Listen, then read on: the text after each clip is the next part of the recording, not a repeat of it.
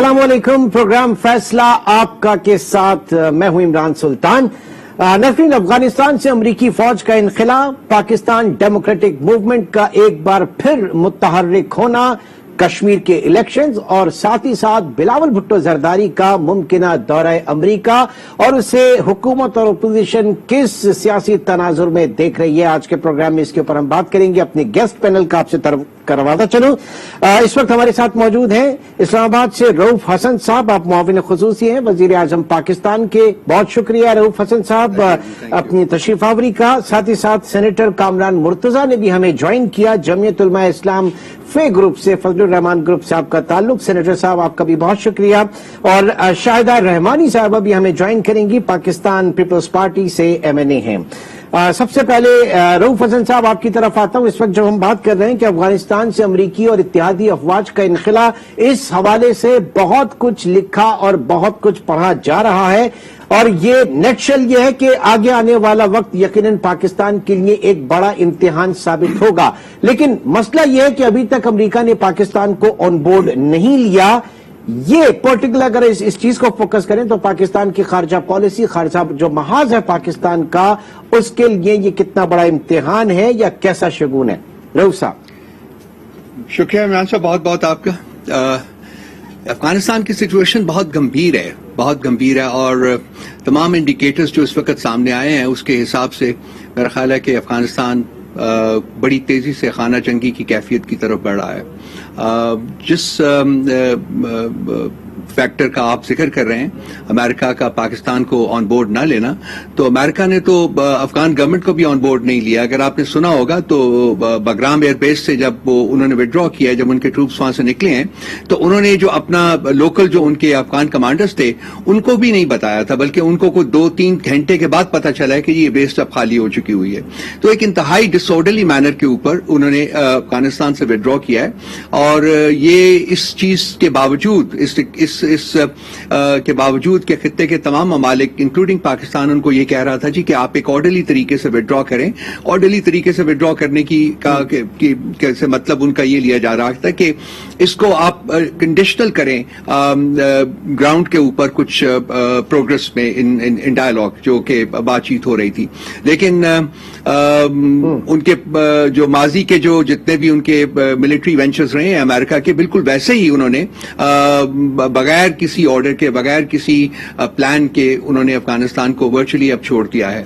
تو اب مستقبل میں کیا ہوتا ہے، فرینکلی جیسا کہ میں نے پہلے عرض کیا ہے کہ نظر تو یہ آتا ہے کہ افغانستان ایک خانہ جنگی کی کیفیت کی طرف بڑھ رہا ہے. ابھی تک پاکستان اور دوسرے ممالک جو خطے کے ہیں وہ کوشش کر رہے ہیں کہ کسی طریقے سے کوئی نہ کوئی بریک تھرو کروا دیا جائے طالبان اور جو کابل کی گورنمنٹ ہے. لیکن پریزیڈنٹ غنی کی جو اس بات کے اوپر انسسٹنس کہ نہیں جی میں نے پریزیڈنسی نہیں چھوڑنی اور میں نے اپنی ساری ٹینیور پوری کرنی ہے، وہ اس امن کی راستے میں یا ان جو ان کے درمیان ڈائلاگ ہو سکتا ہے اس کی کامیابی کے راستے میں سب سے بڑی رکاوٹ ہے.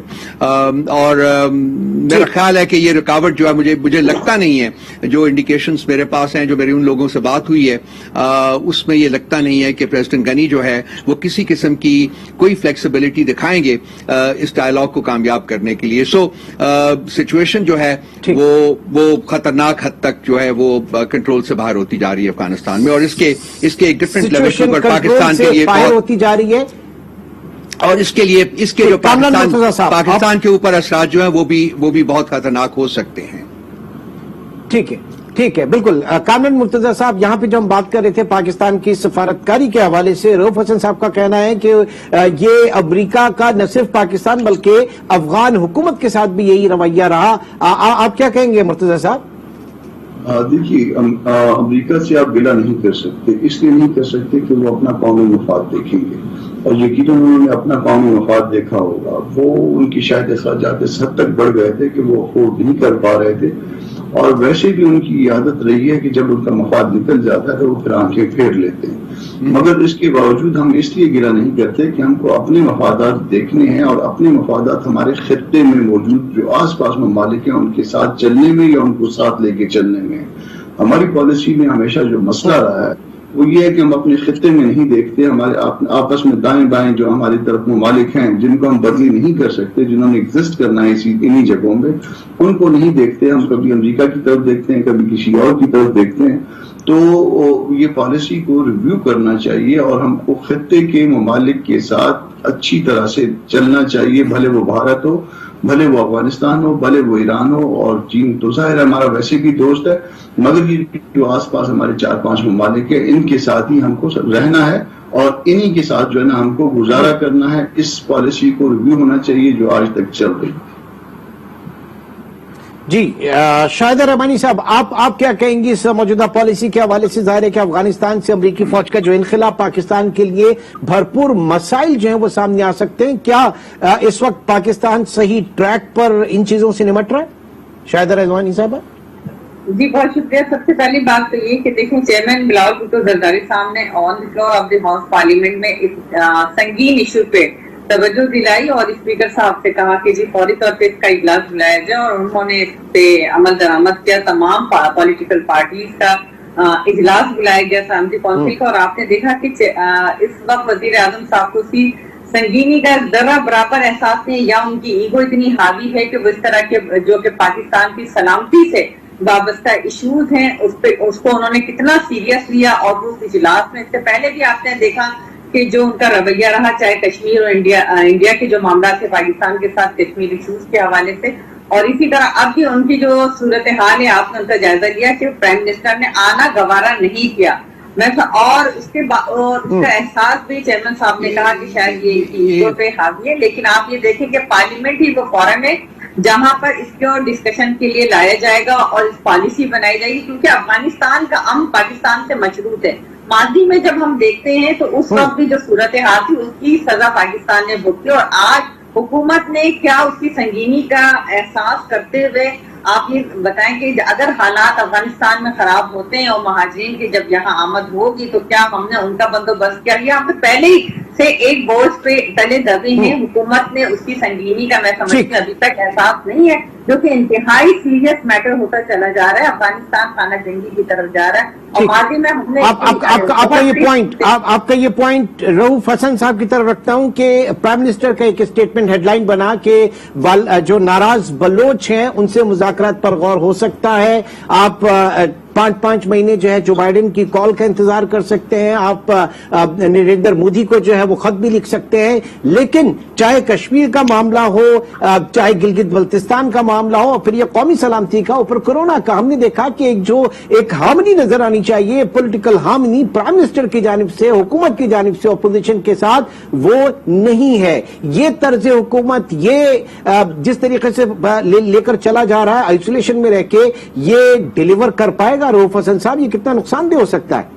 میں سوچ رہا تھا کہ افغانستان کا مسئلہ ڈسکس کر رہے ہیں تو ہم اس کو پولیٹیسائز کرنے کی کوشش نہیں کریں گے. یہ ایک قومی مسئلہ ہے اور ہم اس کو ایک ایسے طریقے سے ڈسکس کریں گے جس سے کہ اس کی شدت جو ہے اس کا صحیح طریقے سے مطلب ریئلائز بھی کیا جا سکے اور اس کا ازالہ کرنے کے لیے طریقے جو ہیں ان کے اوپر بھی بات کی جا سکے. تو میں آئی ایم سوری کہ یہ اس کو بھی پولیٹیسائز کیا جا رہا ہے. دیکھیے عمران خان صاحب کی جو کمٹمنٹ ہے، جو لیول آف کمٹمنٹ ہے اس ملک کے ساتھ اور اس ملک کے مسائل ختم کرنے کے لیے اور اس ملک کے عوام کی ریڈریسلز کے لیے، وہ کسی سے ڈھکی چھپی نہیں ہے.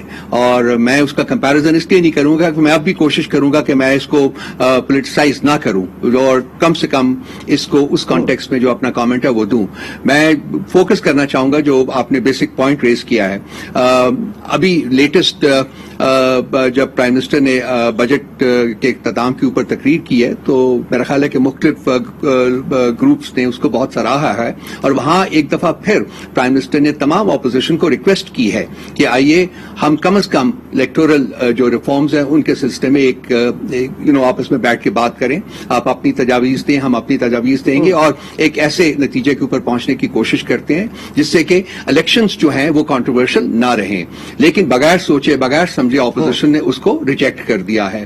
اسی طرح سے ماضی میں بھی بہت سے اوقات کے اوپر حکومت کی طرف سے انیشیٹو دیا جا چکا ہے اور اپوزیشن کو بلایا جا چکا ہوا ہے.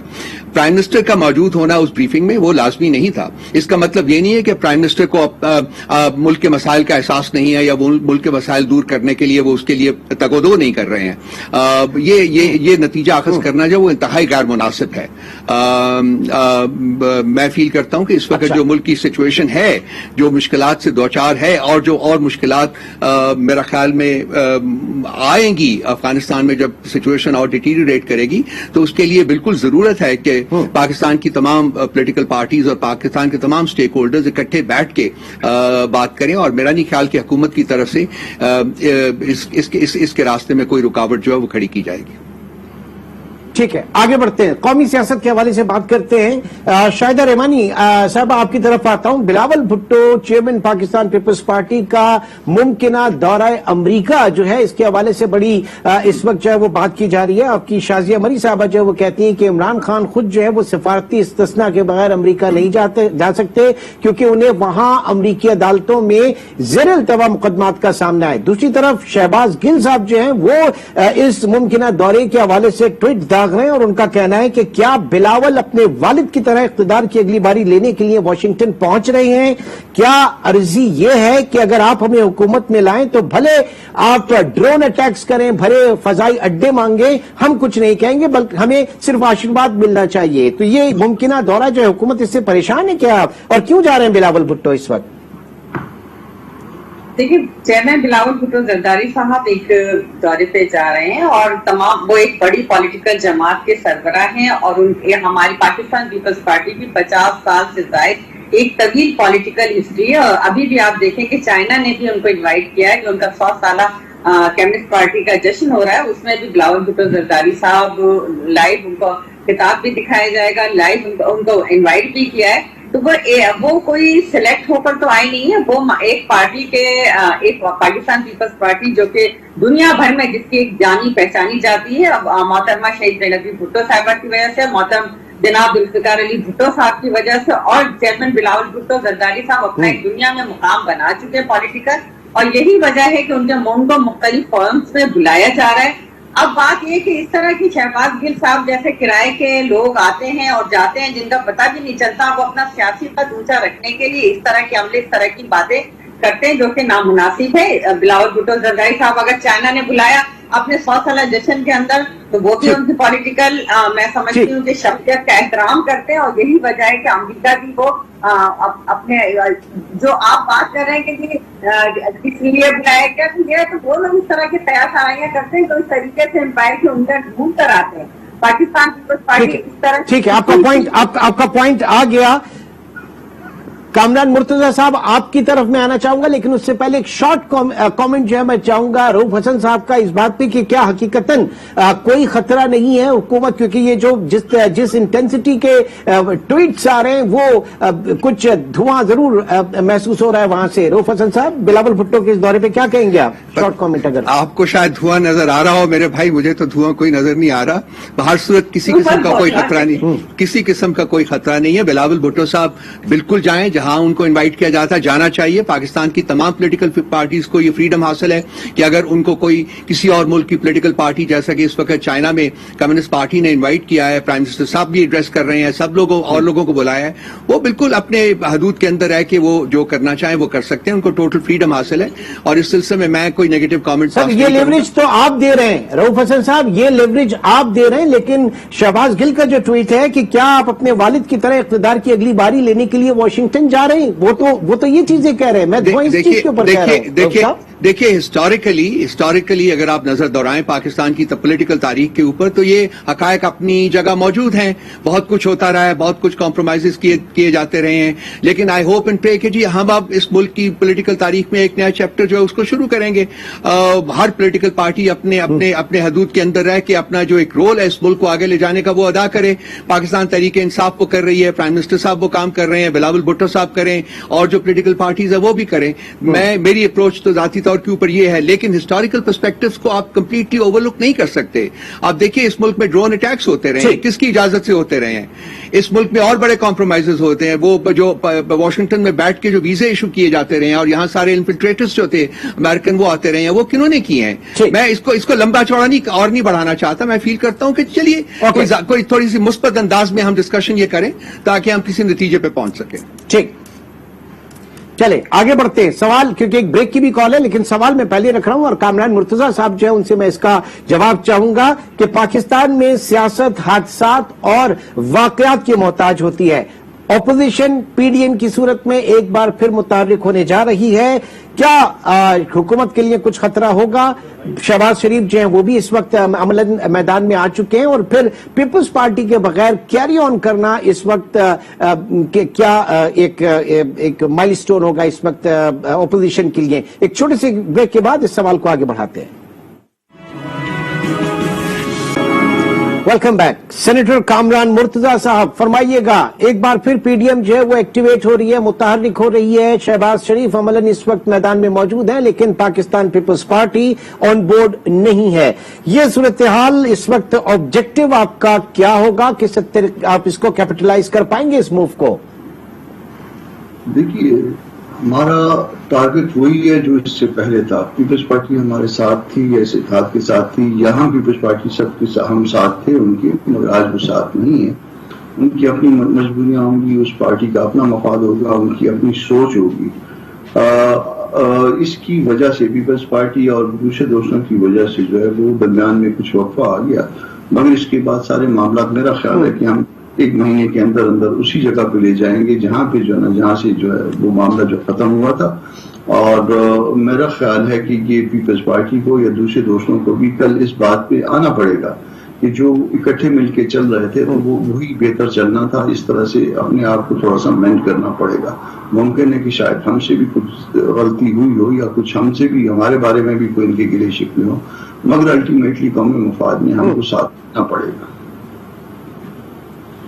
ٹھیک ہے، یعنی آگے بڑھنا ہے تو ساتھ بڑھنا ہے. شاہدہ رحمانی صاحبہ، پہلے کہا گیا کہ دسمبر تک اس کو لے کر جائیں گے، پھر لانگ مارچ ہوگا، پھر استعفے ہوں گے، اور پھر اپوزیشن میں تو ہم نے دیکھا کہ بجٹ میں ان کے نمبرز بھی پورے نہیں تھے. جو بیٹل گراؤنڈ تھا وہ آپ لوگوں نے خالی چھوڑ دیا. اب جو ہے وہ بات ہو رہی ہے ایک بار پھر اس پی ڈی ایم کی یا حکومت کو ہٹانے کی اور اس طرح کی تحریکوں کے حوالے سے. تو جو کرنے والی چیز تھی، مقام تھا، جگہ تھی، کسی بھی الیکٹڈ گورنمنٹ کو گھر بھیجنے کا سب سے بہترین جمہوری موقع اس کا بجٹ پاس نہ ہونے دیں، وہ تو آپ نے مس کیا آپ لوگوں نے. دیکھیے، ابھی جس طرح سے کامران مرتضیٰ صاحب فرما رہے تھے، ان کا ایجنڈا یہ تھا، پیپلز پارٹی نے جو وہاں بیک کیا تھا کہ جی ان کا ایجنڈا تھا کہ سب سے پہلے ریزائن دینا ہے. ہم انتظار کر رہے ہیں پاکستان پیپلز پارٹی والے کہ پی ڈی ایم کب استعفے دیں گی، لیکن آج تک آپ نے نہیں دیکھا. تو اس کا مطلب ہے کہ پیپلز پارٹی کا جو موقف ڈے آف فرسٹ تھا اس پر آج سب قائم ہے، اور ہمارے موقف کو تسلیم کیا گیا کہ پارلیمنٹ میں رہ کر تو آپ اپنا احتجاج بھی کر سکتے ہیں. پارلیمانی سیاست اسی کو کہا جاتا ہے کہ آپ پارلیمنٹ میں رہ کر، اور آپ نے دیکھا کہ ہم نے حکومت کو پارلیمنٹ میں رہ کر ٹف ٹائم دیا، اور آپ نے یہ بھی دیکھا کہ ابھی بجٹ سیشن میں پاکستان پیپلز پارٹی نے پوری تندہی کے ساتھ نہ صرف پارٹیسپیٹ کیا، تمام تر بزنس میں کٹ پوشن سے لے کے امینڈمنٹ تک ہمارے نمبرز بھی پورے تھے. لیکن آپ نے دیکھا کہ وہ لوگ جو ٹف ٹائم دینے جا رہے ہیں، جنہوں نے میں کیا کہہ سکتی ہوں کہ اگر 30 سے زائد ممبر نہیں تھے تو وہ کس کے نہیں تھے؟ ہمارے تو ممبرز بھی کمپلیٹ تھے، اور جو ہمارے ممبرز کووڈ کے اندر چلے گئے تھے وہ بھی ڈیورنگ دی سیشن ان کو کووڈ ہوا ہے اور وہ چلے گئے. باقی ہمارے پورے نمبرز تھے. تو ہم تو فل یہ تھے کہ ہم جو ہے پی ایم ایل این کے ساتھ، تمام اپوزیشن کے ساتھ مل کر حکومت کو جو ہے ٹف ٹائم دیں گے. لیکن نہیں ہو سکا. یہ میں سمجھتی ہوں کہ اپوزیشن، اور آج بھی آپ نے دیکھا کہ شہباز شریف صاحب ہوں یا چیئرمین بلاول بھٹو زرداری صاحب، پارلیمنٹ میں تمام اپوزیشن جماعتیں جو ہیں حکومت کو ٹف ٹائم دینے کے لیے متحد کیے اور کام بھی کر رہی ہیں. رؤوف صاحب، اب ظاہر ہے کہ اگر اپوزیشن انتشار کا شکار ہے تو اس کی بینیفیشری اس وقت حکومت ہے اور حکومت کو خطرہ نہیں. لیکن پاکستان میں جو تاریخ ہے پاکستان کی وہ کبھی بھی ایسی نہیں رہی کہ ایک ہی وفاقی حکومت مسلسل 2 بار الیکشن جیت کر جو ہے وہ آئی ہو وفاق میں، اس کا مسلسل سیکنڈ ٹینیور بھی اس کو ملا ہو. کس بات کی اس وقت حکومت جو ہے وہ ایک کمفرٹ زون فیل کر رہی ہے کہ اگر دوبارہ الیکشن ہو کیا کارکردگی ہے؟ کیونکہ بہت بڑا ایک سوال یہ نشان ہے اس وقت پرفارمنس کے حوالے سے. تو کس لیے یہ سوچ ہے حکومت میں پریویل کر رہی ہے کہ الیکشن ہوں گے تو ہم دوبارہ آ جائیں گے؟ کیا صرف منتشر اپوزیشن کے اوپر؟ تاریخ نہیں رہی لیکن تاریخ بن سکتی ہے، اور مجھے یقین ہے کہ پی ٹی آئی کم از کم 5 اور سال کے لیے الیکٹ ہو کے آئے گی، اور وہ اپوزیشن کے انتشار کی وجہ سے کم، اپنی پرفارمنس اور اپنی ڈیلیوری کی وجہ سے زیادہ. دیکھیے آج ہم 2 سال اور 10 مہینے کمپلیٹ کر کے بیٹھے ہوئے ہیں، 3 سال ابھی کمپلیٹ نہیں ہوئے، اور اس عرصے میں جو مسائل آئے ہیں وہ آپ کے سامنے ہیں. ان مسائل کا تنگ دہی سے ہم نے مقابلہ کیا ہے، اور آج تمام انڈیکیٹرز جو ہیں ملک کی اکانومی کے اور باقی کووڈ کے بارے میں جتنے بھی انڈیکیٹرز ہیں انٹرنیشنلی ریکگنائز کیا جا رہا ہے کہ we are one of the best performing countries. Consequently آپ کا یہ کہنا کہ ہم صرف اپوزیشن کے انتشار کی وجہ سے امید لگا کے بیٹھ سکتے ہیں، میں فیل کرتا ہوں کہ وہ مناسب نہیں ہے. ہماری اپنی پرفارمنس ہے، اور اب جب آئندہ 2 سال اور 2 مہینوں میں آپ کو ایک واضح فرق نظر آئے گا in terms of delivery to the common people. اور بھی بہت سی اسکیمز آ رہی ہیں حکومت کی، اور یہ جو تقریباً 3 سال کا عرصہ جو کہ ان میں سے زیادہ تر عرصہ کووڈ کی مشکلات کے نظر ہو گیا، ہم اس سے نکل رہے ہیں، اور اب آپ کو گریجولی نظر آئے گا کہ ہماری جتنے بھی پروجیکٹس ہیں وہ ڈیلیور کریں گے، اور اسی کی بیسس کے اوپر اس نے اپنے مینیفیسٹو اور مینیفیسٹو کی ڈیلیوری کی بیسس کے اوپر ہم کبھی امید ہے ہمیں کہ جی ہم ڈیفینیٹلی کم از کم ایک دفعہ اور الیکٹ ہو کے آئیں گے. باقی دوسرا حکومت کا نقطہ نظر سنا، شاید ایک کامنٹ کرنا چاہوں گا کہ یہ جو اپوزیشن جو پی ڈی ایم کی ریوائول کی بات آپ کر رہے ہیں، یہ تو اس میں تو تقسیم در تقسیم ہے اس وقت، اور میرا خیال ہے کہ اپوزیشن جماعتیں خود بھی اکنالج کر رہی ہیں. تو ایک تو تقسیم جو ہے کہ 11 جماعتیں تھیں، اس میں سے ایک بندہ وہ چلا گیا، 10 رہ گئیں. اس کے بعد جو بڑی جماعت ان میں تھی وہ 3 یا 4 جماعتیں تھیں، باقی تو جو ہے وہ ایک آدھی پارٹی کی ایک آدھی سیٹ کی جماعت ہے، وہ تو کاؤنٹ ہی نہیں کرتی ہیں. تو 2 بڑی جماعتیں جو پیپلز پارٹی اور جا چکی ہوئی ہیں، اور اس کے علاوہ پی ایم ایل این کے اندر کا جو تضاد ہے، جو ان کے اندر کی تقسیم ہے، جو ان کے اندر کی لڑائی ہے، ہم اس کو اوورلک نہیں کر سکتے. آگے لے کر چلتا ہوں. شاہدہ رحمانی صاحبہ، جس چیز کو اس وقت اپوزیشن حکومت کی کمزوری سمجھ رہی ہے گورننس کو لے کر، اور حکومت اسی کو اپنا پلس پوائنٹ، اپنی اسٹرینتھ ظاہر کر رہی ہے کہ 2 سال اور 10 مہینے کا جو پیریڈ ہے یہ گزر گیا، اور اس کے بعد آنے والے وقتوں میں وہی اس کی اسٹرینتھ بن جائے گی. حقیقتاً آپ سمجھ رہی ہیں کہ یہ گورننس جو ہے، جو معاملہ فہمی، جو معاملات جس طریقے سے نمٹائے گئے، اور پچھلا جو دور ہے عوام اس کو ووٹ کرے گی اور پاکستان کھڑا ہوگا تحریک انصاف حکومت کے ساتھ؟ سب سے پہلی بات تو یہ کہ جتنے بھی ضمنی انتخابات ہوئے ہیں کراچی سے لے کے کے پی کے تک، وہ آپ کے لیے نوشتہ دیوار بن چکے ہیں. جہاں جہاں آپ نے سیٹیں جیتی تھی وہ واضح اکثریت کے ساتھ عوام آپ کو مسترد کر چکے. اور میں سمجھتی ہوں NA 249 کا جو کراچی کا الیکشن تھا وہ تو سب کے لیے ایک یادگار اور تاریخی ہو گیا، کیونکہ حکومت کو بری طریقے سے عوام مسترد کر چکی ہے. یہ جو مہنگائی کا سونامی لا کر عوام کو اس کے دلدل میں انہوں نے دھکیل دیا، اس وقت عوام ان کی تبدیلی سے بیزار ہو چکی ہے. اور میں ان کو چیلنج کرتی ہوں کہ یہ آج کہیں بھی الیکشن کرائیں، وہاں پر ہم انشاءاللہ تعالیٰ پاکستان پیپلز پارٹی کامیاب ہوگی، کیونکہ جس طریقے سے انہوں نے عوام کو ساتھ دھوکہ دیا. ابھی یہ بات کر رہے تھے میرے بھائی کہ جی وزیر اعظم صاحب نے بجٹ میں بڑی اچھی اسپیچ کی.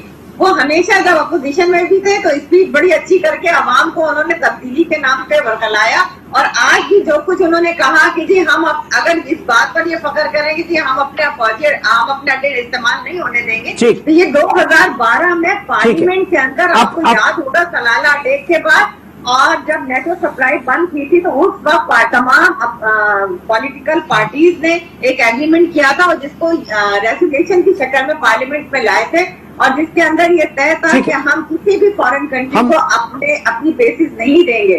عمران خان نے کمال نہیں کہی کہ وہی چیز تھی جس کو لا کے انہوں نے اس وقت کون سا کام کیا بے نظیر انکم سپورٹ پروگرام جس کو نام لے کے شرم آتی ہے. ٹھیک ہے، آپ کا پوائنٹ آ گیا. پرفارمنس کے حوالے سے، گورننس کے حوالے سے ہی اس وقت ہم بات کر رہے ہیں. پورا پینل ہمارا موجود ہے. ایک چھوٹے سے بریک کے بعد دوبارہ ملتے ہیں.